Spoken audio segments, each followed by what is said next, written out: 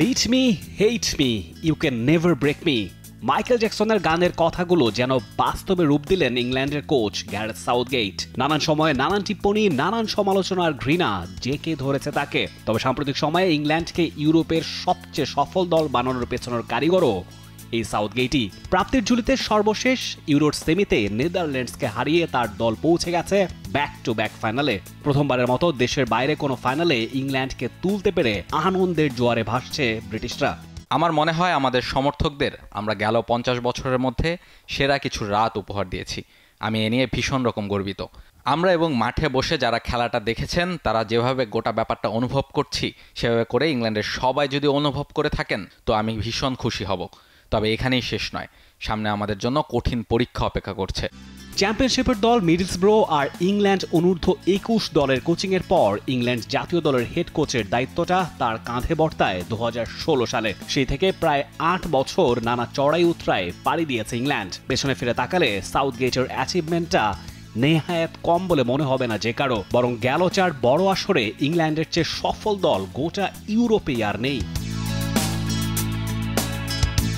Coach হিসেবে সাউথগেটের first assignment রাশিয়াতে 2018 বিশ্বকাপ। প্রথমবারেই 28 বছর পর ইংল্যান্ডকে বিশ্বকাপের সেমিতে তুলে দারুণ প্রশংসা করান তিনি।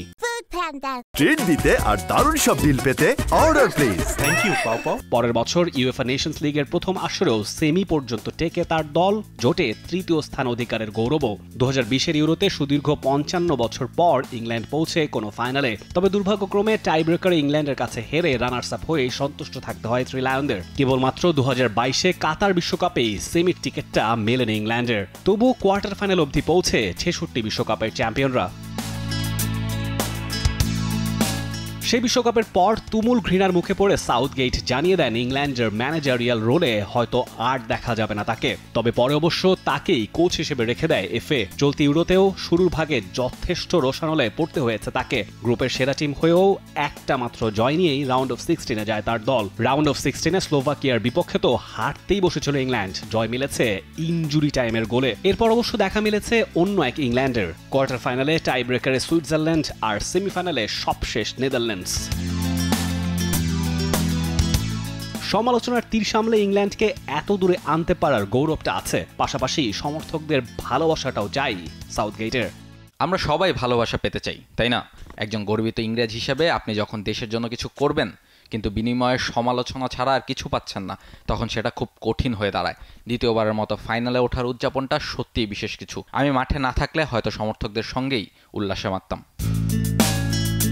সেমিফাইনালে শেষ মুহূর্তে বদলি হিসেবে প্রথমবার এবারের আসরে খেলতে নামা ওলি ওয়াটকিন্সের গোলেই জয় মেলে ইংল্যান্ডের। কোচের কণ্ঠে তাকে নিয়েও ঝরেছে প্রশংসার বাণী। 15 তারিখ রাত 1টায় বার্লিনের অলিম্পিক স্টেডিয়ামে ফাইনালে ইংল্যান্ডের প্রতিপক্ষ Spain.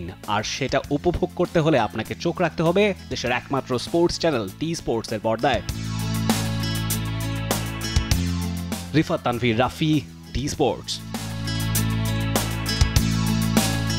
For more updates, subscribe to our YouTube channel and click on the bell icon. Follow us on Facebook and Instagram. Download T-Sports app to enjoy exciting games and highlights. Visit tsports.com.